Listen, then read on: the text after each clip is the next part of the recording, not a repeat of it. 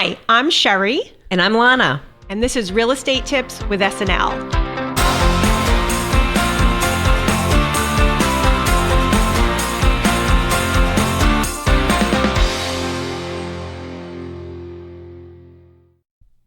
So thank you for joining us. And I'm very excited today because we have a coworker here, Doug Tammelin from our office. Hello. And the reason I'm so excited is I get the honor to work with him on other transactions, commercial. And he is extremely smart in the commercial industry. And I'm hoping that you share something so that we all can learn something. Absolutely. So first and foremost, give us a little background about you. Oh, about me, geez. I'm going to start. He's my ex-husband. Here we go. All right, got it out of the way. Not awkward at all. Not awkward at all. Absolutely not. No, actually, I think that we show that, you can work together with your exes and, and it's actually been a really great, business and personal. We talk business almost weekly. We That's do. nice. We do. It's good to have someone that you can bounce stuff off of. Well, I bounced off of you too. All right, tell us about you. Well, real quick, grew up in Michigan, joined the Army, 6 years active duty, got out here, went to college. I have an accounting and finance background with an MBA. Worked in the commercial construction field for 15 years. So that helped me. What did you do in the construction field? I was their accountant, controller, risk manager. He's safety. the numbers guy, the numbers guy. Yeah, numbers and safety. So I got to work with the estimators, the project managers. So I got to know how a building's built. So that helps me immensely when I'm showing a building on the commercial side. Mm-hmm. Is this wall, demising wall, is it structural? Right. Can we take it down? Things like that. Yeah. So it helps me out a lot. So having that background, what made you decide to come into real estate, like actually the sales part? Well, yes. Could you simmer down over there? Could you please simmer down? Let him do the talking. So I always say I got Sherri into real estate because I said, she was working for a small brokerage. And I said, go get your license and sell. Oh. You got the personality for it. You're smart. We'd go to college together. She beat me all the time with grades. Saying I'm smart. She's way smarter than I am. Wow. So, 2015 comes along and she's out every day.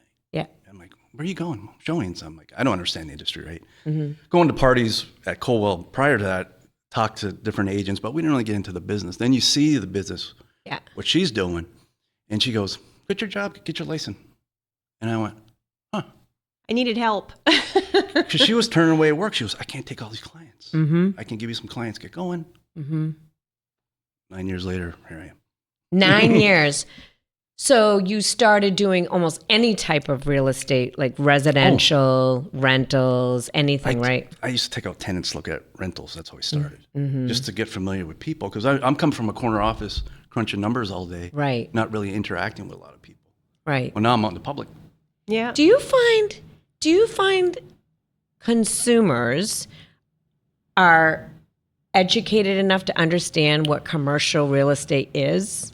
Yes, the I ones don't know. understand it, and you just said I was educated. So what is commercial real estate? Well, and the clients that I see on the commercial side are very educated because they've been buying and selling over the years. Like, what do they buy and sell that's considered commercial? Commercial, anything over 5 units on a residential side, right? 5. Okay, yep. I've sold So 14, these are 14 landlords. unit. These are investor These landlords. These are investors. I had one client in Manhattan, and he stayed at his desk with 3 screens. Never saw the property. Wow. I gave him some videos, some pictures. He crunched the numbers. He was a finance guy from one of the Ivy League schools. Okay. And he goes, "Yep, that'll work. Let's do a letter of intent." Yes. We don't do offers. We do letter of intent. It's very similar, but it's got more, I would say, common sense wording than the offers. Because commercials, I don't want to say loosey-goosey, but you go in and you could be closing in 90 days, 120 days, 180 days. It's a whole different deal than a house. But yes, they're very educated. It's all about numbers. So when you think about numbers, what is like the terminology used in commercial for the numbers? The main main one is the cap rate, the capitalization rate. So what's cap rate?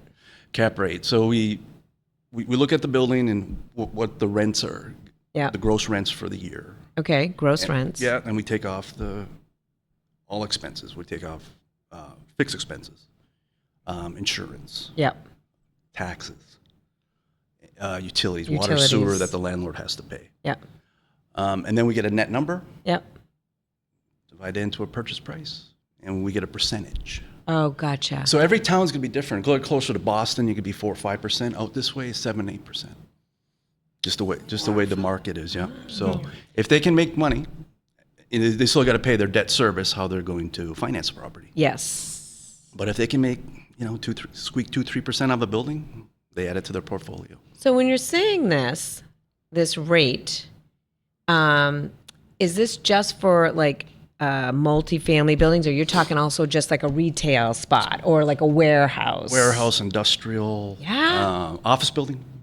Like where we are right now. Oh, absolutely. Yeah. If someone want to buy this building, they find out what all the rents are. Yes. Do their numbers. Does it make sense to add It's this? still someone acting as a landlord, whether it's to residential or businesses, right? And yeah. Oh, absolutely. Yeah. Okay. The nice thing about a commercial, just like warehouse, industrial, tenant, retail, you can get triple net leases. And triple net is the tenants pay the taxes, the insurance, the utilities. So when they go up, the rentals go up. Absolutely. Okay, automatically. Yeah, where like a residential unit, the landlord's paying the water sewer because it's not broken up. Where on the commercial side, you can give everybody an assessment based on their square footage. So my water bill is $1,000 this month. He breaks that up into the tenants based on the square footage. They're not living here; they're only working. Got it. Yep. And these are numbers he just pulls right out of his head. So what's interesting is I have actually been on the sidewalk of a building, and this one just goes, well, no, it's like this amount cap rate and this, and then I'll say, okay, just give me the number. And they do, and he does. Like he just whips this up. But I think, I know that you were saying like Boston, and then we're in Central Mass. Central Mass, yeah. Right? So are you seeing investors coming out to certain areas from Massachusetts, New England, anything like that? Or are you feeling that people are kind of staying in their territories? Central Mass has been booming, really doing really well on the commercial side. You know, because like Fitchburg, you can buy a commercial building, and they're letting the owners keep the first floor commercial, but the second, third, fourth floor, they can turn into residential apartments. Did you see our podcast with Sam? With the mayor? Yeah. I've talked to Sam about that. Yeah, the heads in beds and feet on streets. And, yeah. That was a really good point. And she's on board with that, which is great. Yes. You know, Worcester did it. Yeah. I was talking to an investor. He said the town of Ipswich, which wasn't a great town back in the 80s and 90s. They were struggling. They did the same thing there. And now it's a quintessential New England town. Right. A vibrant downtown. And that's what the goal is, to get a vibrant downtown. But as far as like industrial and warehouse space, I got a client looking for a million square foot of warehouse space. We can't find anything in this area. Because they don't want to build it. They don't want to build it. They want to have it. Yeah, it's expensive to build. You think they would? I mean, especially Fitchburg, where you've got all these old, mill buildings. I mean, maybe they need a lot of repair. Yeah, the cannabis industry took a lot of those. Oh, okay. Yeah. Took a lot of those. Yeah. And lots aren't, a commercial lot is much different from a residential lot, price-wise. Like I had an acre commercial lot in Fitchburg for $750. $750. Yeah. That would not be the cost of a residential lot. No, definitely Listen on not. Pittsburgh. Yeah. So did it go? Did it sell? We had a franchise that wanted it for a little less, and the owner decided to take it off the market. Okay. But there is Might people come back. interested in Might buying come back. it. I couldn't. The agent on the other side of the transaction wouldn't tell me who it was, but he said you would know who they are. Yeah. You know. Yeah. Well, I imagine there's almost a community of people. You start to see the same folks, and especially on the appraisal side, right? Yeah. 3 or 4 appraisers I've always seen. There's not many commercial appraisers out there. They don't want to go through the classes. Right. So you got to be a numbers guy.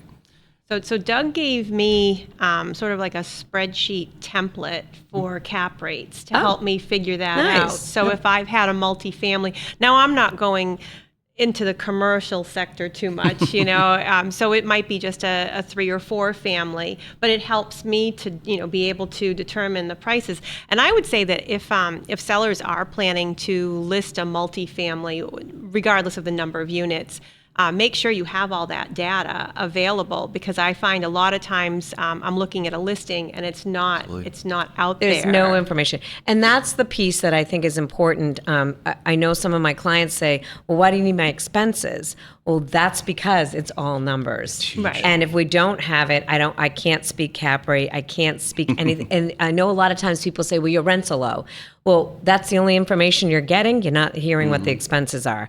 So yes, we have to look at that as income and expense. But why didn't I get one of those spreadsheets? I think you did at one time. You need to pay attention. I'm going to go back to what you just said on the rents being low. So are you allowed to estimate market value of rents? Because I imagine that that's going to affect the appraisal if the rents are too low in a property. Great question. I was just thinking about on the way over. How do I go through that one? Gosh, I hope Sherri doesn't ask me that. Well, I sold a vacant office building in Leominster. Okay. And he had a rent roll in the hundreds of thousands of dollars, but he let the tenants go because he wanted to sell it. Oh, not a good idea. Yeah, I should have kept the tenants. Much easier to sell, make a lot more money. So where do I price this thing? So when the appraiser came in, I said, well, it's vacant, but it's downtown. It's a new building. Should be able to fill this pretty well. And here's the old rents. Right. And we kind of based it off of that. Did they use it? Yes. And we were able to get purchase price. That's appraisal awesome. on there. So, but normally they want to see the rent rolls. And, you know, and people in there. You know, a bank doesn't want to finance something with vacancy. But they realize the potential of a downtown newer building. New owner had that filled in 2 months. Are you seeing that most of your commercial, I would imagine most of it is financed because people are looking for the tax write-offs and so on and so forth? Yep. So what does that look like as far as commercial financing? Because I know that it's definitely nothing like residential. And is the time period a lot longer? You and I just did one that 150 days. 150 days. Close. It's a slow process because it's not like buying residential. You're not closing in 45 days. No. There's so much due diligence the buyer has to do. Environmental inspections, things like that. And even the bank requirements. Very difficult to find a commercial lender in this area. Yeah. And the ones in Boston sometimes don't want to finance out here. Why is that? They have a line on their geographic maps and say we don't. Now that's totally different from residential, where you can get a lender that says I'm licensed all the way up the coast, right? Absolutely, yeah. Every state. I'm ABC Mortgage. You can do this. I'll never even leave my office. Exactly, but commercial lending commercial, is. you know, Fidelity has a good commercial. Yes. You know, Fidelity Cooperative in Leominster. Enterprise, another one. Enterprise does a little bit. So there's a few around, but you know, you're not going to call a mortgage lender. Yeah. You know. I know a lot of hard lenders, hard cash. There's a lot of people that seek out that. Right. I do know that you and I have had a client that does owner financing. For things like this. Absolutely. Where they're brilliant. We just talked about one where they're brilliant and they take on the mortgage and then they sell it off. Sold it in a week. Wow. There's a website called banknote.com. They're in Boston. You put your mortgage out there and they'll find a buyer. And they'll find a buyer for it. So these commercial gurus that are buying is not necessarily about the property. It's just about their investment. And there's private mortgages out there where I was just talking to someone the other day. He got a chunk of money from an inheritance. And his broker said, hey, this isn't for everybody, but what do you think about this? Invest this into buying mortgages. And they're looking in the $650 to $1 million range. So instead of buying into the stock market or a mutual fund or a treasury bill, you buy a mortgage for somebody, and then you get whatever the rate is today, 6.5%. Right. Yeah. So that's interesting. It is interesting. Yeah. Just think of all the changes that we have going on all the time in the real estate industry as a whole. the commercial, I think, constantly evolves. Constantly. And it's not emotional like residential. No, right. So let's backtrack a little bit during the pandemic, right? So people work remotely, right? So now there was this big talk, like there's no purpose of having an office space anymore. Retail is no longer big anymore because people are buying online. So what attracts people to buy these buildings to fill? Like who is the buyer that's buying these? Well, you never really see a vacant strip mall. That's Think true. about it. That's true. Or if you do, it's filled the next day. Because I was a barbershop, a restaurant, pizza joint, a bank that wants to fill that space. Yeah. It's a hair salon. A hair salon that you and I done, yeah. So there's always someone starting a small business. Yeah. So I think that's where you're going to be. Well, where I've been seeing the growth in the commercial market, especially around here, is the smaller businesses. Google's not building a building in Fitchburg or Leominster. Right. It's going to be the smaller business. Right. Yeah. Right. So that's what I see. So what do you forecast for the future in this area? Are you seeing in the next couple of years it's going to continue to grow? Do you think it's because of the residential part? Absolutely. And this is recorded, and we're going to play it back to you in 2 years. In 2 years. Remember when he said? That's right. That's Crystal right. ball? Oh. Yeah. That would be pretty cool if you could predict it. Absolutely. Main Street especially, I think will be fine. Mm-hmm. I know of a bookstore coming in Fitchburg. I know of a barcade coming in. And these are all in the same building. What's a barcade? It's a bar and you go play video games. Oh my! It's like Jillian's in Worcester or something like that, or something kind of sort of, but it's all video game based. Okay. All right. And they have old school ones, new school ones. So that generation likes to do that. All right. Go have a beverage and play video games. Is this what we're going to do with our grandchildren? Maybe. I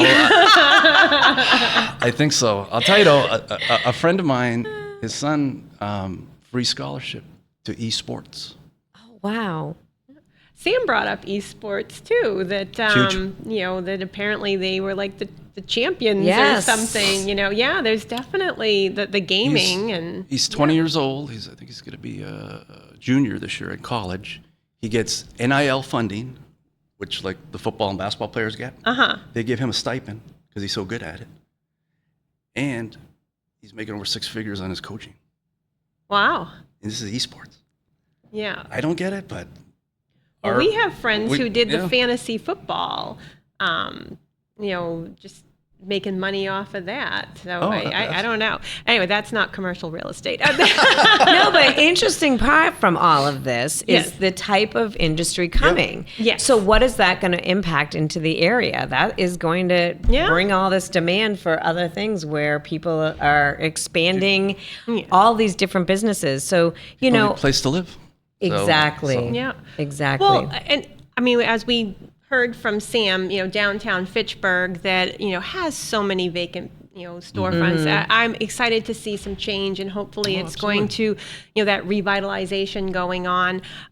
Leominster seems to have held on to a vibrant downtown, which I think is wonderful. There's still a few that are empty, but not much, no. And then you've got some of these stores at Allen's department store that's been around forever.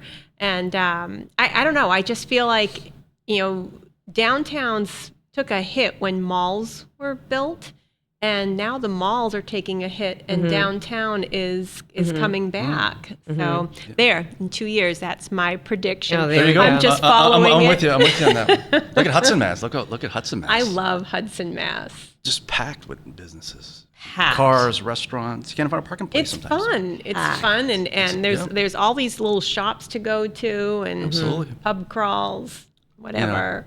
And there's a brewery everywhere. Everywhere. So you find a garage, there's a brewery in it. Yep, there's everything gets filled up so quickly with that space. What do you think that's going to happen with the rents for these? Do you think they're going to stay pretty consistent? Do you see a dip at all with all this talk about the economy and everything? The square foot on a commercial is pretty consistent. Yeah. You can go back. Like a lot of times, if I'm looking at a building, I got to find a comparable where I try to find something. Yeah. And I'll go back 3-4 years, same thing. Prices don't fluctuate unless it's a really newer building. They might get some more. Yeah. And that's the thing too on comps on the commercial side. There's a residential, we put MLS. Yes. But on the commercial side, we do LoopNet. I'm glad you brought that up. I am too. Yes. Where do people go to find something? So it's LoopNet. LoopNet. And you can type in a town, lease or buy or sale, and properties will come up. And we advertise on there all the time. Yep. And they're great. Do you do in both? Do you? Yep. You can cross. Mm-hmm. Yeah. Absolutely. I mean, there's people that are going to still continue to look on MLS because of their relationship with a broker locally or whatnot. But we do find, and there's good stats that come out of it to see what's happening. Oh yeah, the marketing. The marketing's great there. They even will give you who looked at it, their phone number and email. Yes. If you want to send them So I'll send people a note, especially if they looked at it multiple times. Big Brother's watching. Yep, but they're members of LoopNet. Right. Because they're commercial buyers, but you're right. So when they log in and they start looking at properties, we have something together in Leominster. We have 10,000 hits on it in a couple months. You guys have co-listed several commercial properties, and they've been all kind of different stuff. Didn't you have like a little diner? Does she have to bring up the? I haven't followed it. I hope it went well. Sorry. There's been some challenges. Okay. But there has been some.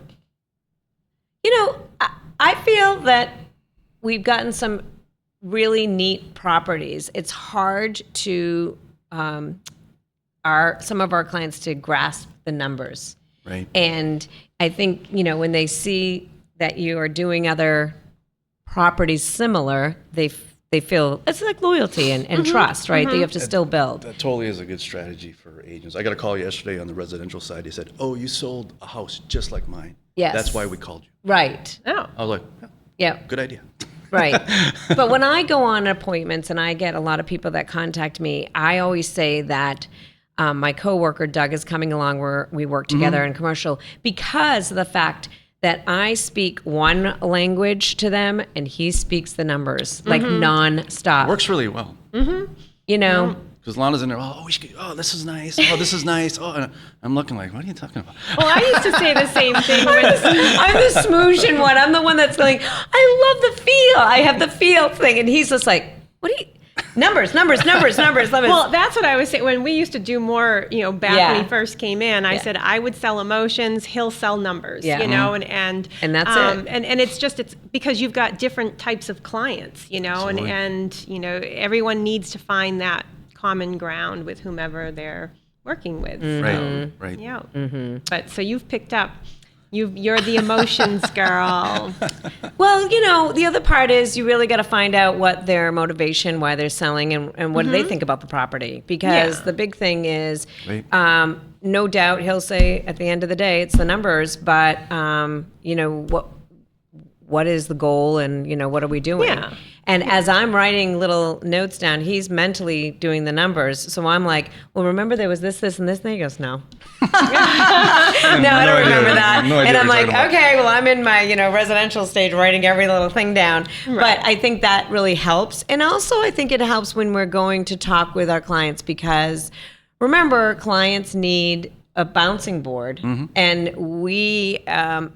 It's great that you have two different thoughts because the client might be thinking more on what I'm thinking and then you're thinking. So it really is a good soundboard system. It really is. Because brainstorming in residential is one thing, but brainstorming in commercial is a whole nother ball game. Whole nother ball game. Absolutely. So we touched briefly on the financing side of this. So, you're not going to have a VA or, anything like that for the commercial side. I was just thinking like on a multifamily, if you were doing FHA, I realize there's a cap, but, it would have to be owner occupied. But when you're getting into the 5+ units, are you seeing that there's an owner occupied element in that or... Never. And on the financing, isn't there a minimum down payment? And okay, Yeah. Depending on the bank. Yeah. Okay. I saw a few banks a couple years ago 15%, but it's mostly 25. Yeah. 25%. Yeah. Okay. And they have to have documentation. Yeah. I mean, the thing with these, how like you talk to a lot of people and they're like, their money might not be liquid. but they have to have some liquid. Right. So a lot of people have it wrapped up in all their commercial stuff, but the bank wants to see that you're going to have the cash to put down. Right. So if you have it all wrapped up, you might look good on paper, but it's not looking great for the bank. So if the commercial side, if the purchase is not an investment in terms of being the landlord, but maybe you're looking to open that business and, run a business out of that. Now you're talking a completely different type of financing, right? Don't you need a business plan and Absolutely. I sold a diner in Fitchburg, and he was getting a hard money from a lender. Yeah. And this guy did a lot of business, the lender, and he goes, I know the guy. He has another restaurant, and he has a business plan. And he goes, I'm completely satisfied, no problem. Now that would be different too, a hard money lender versus, your more conventional. Banks tend to kind of shy from restaurants, unless they're like a franchise. Yeah. Well, it's too risky. I was going to say there's usually a failure rate, 2 years. Or is it 2 years? Oh, that's too bad. 2-year failure rate for restaurants? Yeah. That's sad. That's really sad. So if something you past 2 years, you're doing all right. Wow. Yeah. Well, yeah. Wow. You got to have that good chef and a good niche. People want And marketing. People need to know you're there. Got to know if they're there. Is there anything that you know for a business that the surrounding towns in our market area that they're shunned away? Like maybe you haven't gotten a call from somebody that's saying, I'm looking for a type of building for this, but maybe you know that like they would never allow this to come into this town. Do you know what I mean? That kind of. Yep. I think back like 4 or 5 years ago, when the cannabis was started getting hot, there were certain towns that wouldn't allow it. No way. Where say what you want about Fitchburg, they grasped it and ran with it. And one of my clients runs 2 shifts 24/7. Yeah. Growing it. Mm-hmm. So, Yeah, because sometimes people call and they'll say, "Will this town allow me to run this business and run this business?" Gun store, remember? Gun store. Remember the gun store we had? Yeah. That's right. And we'd call around and like, nope, no, can't go here. I remember an unnamed town that was going through some rezoning for an area and wanted to zone it for like adult entertainment, and that was like and unnamed town, unnamed town, but like casinos and things like that. Is that all good? I remember when the casino was it the slot casino wanted to come to Leominster? Where did it end up? Plainville. Down by Foxborough. Yeah. Interesting. Yeah. Yep. But and I remember, I think with anything you're going to have controversy. You're going to have people that support it for certain reasons and people who are against it for certain reasons, and the horse track was just voted down in Gardner. Oh. They want to put a horse track in Gardner. The city council unanimously voted it no. Right. So you're right. Depends on the town. Lancaster already voted it no. Yeah. But they're trying to put something up here. Mm-hmm. I think it'd be a boom to the area. Hotels, restaurants. People love to watch the horses and bet on it. But then people feel like the horses are mistreated, and you get a whole slew of things. I don't know enough about it to speak on that. But there's always a motive. Either for or against. There's so much stuff that people want to entertain us with. I like being entertained. So look at all these, absolutely. what can we do to bring entertainment? Well, we can do video games, we can do horse racing, we can do anything. What was Sam calling that business downtown? The rage? Was it a rage room? Oh yes, room? The rage room. Yeah, like you're breaking stuff, and I can't believe you've never been there. No, I haven't been that angry. Well, it's not about. I can see you laughing. It is hysterical. Okay, all right. It can be hysterical. Yeah. So it's that new generation that's going to create new businesses. Like the arcade and the rage room. Yeah. Our age, we like to go have a drink, have a meal, and go home. I want to go to the speakeasy. Ice cream stands. That's what. We didn't have bowling alleys. That's what. We didn't have. I kind of miss that. There's still a few, but pool halls were all over the place. Yeah, pool halls were big. Yeah. Mm-hmm. I'm not very good at that. So, do you, just to kind of wrap up everything, do you feel that it's still a great investment in the commercial industry? People getting involved and stuff. I do too. Yeah. Oh, absolutely. Yeah. Just that one we did in Sterling. That guy's so happy. We got so many calls after we put it under agreement. People want it so badly. So many calls, probably a dozen calls on this mixed-use property. I think there's one thing that I learned from that, Doug, was, with residential, we've been seeing a quicker days on market, right? Mm-hmm.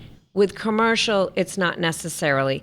But I'll tell you, the signage on the road blows it away because people drive by, they want it, now they see it, they've been driving by forever, and all of a sudden they see a sign. Yep. I mean, we could have sold that thing 3 or 4 times over now. Absolutely. And that is how people, now they're like, oh, if you have anything else like that, and it's so far in between, right? We could have sold 10 of those. Right. So I think for people listening and stuff, if they really want to start it, or if they're just thinking about like buildings or investing, to have a consultation with you.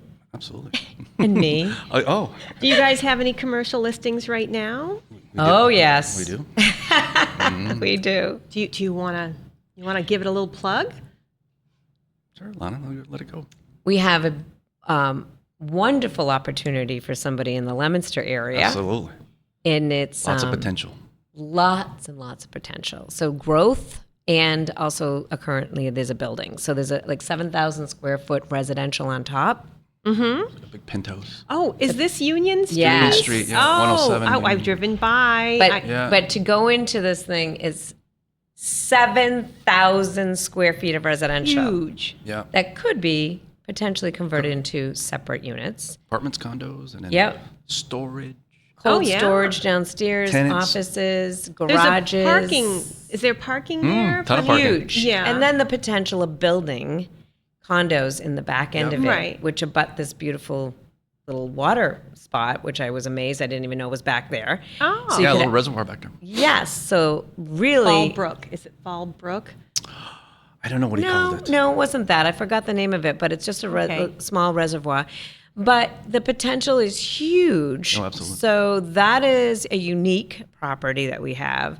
We have a couple that we have talked to, a couple of people that we've done some market analysis on. Yep. And then, of course, he has his own business that he does. But I like to pull him in when I have it because I think it's really beneficial with him in the LoopNet, me in the MLS, and us just talking to people in town. He has different contacts. I have different contacts. And I think it's very helpful. The clients that we have realize that now you have 2 great powerhouse people working for them, that it is not the same stuff that we do. So the exposure is ginormous. Right. And Doug's a great numbers man. Just call him up and he'll whip out a number like that. There you go. Thanks, Lana. Love it. Yeah. I love it. The best thing. Oh. Wow. Well, I, for one, am really pleased that you accepted our invitation to come here today. This is fun. And I don't do videos, and I'm not really one of those guys. But you are one of those guys now. You are now. It was fun. Yeah. I know. Look You're out. roped in. Can't wait for the feedback. Yeah. And so if you are looking to sell, buy, whatever, commercial real estate, then you know where to find Doug. He is Doug Tammelin over at Coldwell Banker in Leominster. You can find Lana and I there as well. And, all of us are ready, anxious, available, and we'd love to help you with your real estate. So excellent. Thanks again for coming. You're welcome. Thank you. Oh, you're welcome. Thank you so much. It was fun. Thank you.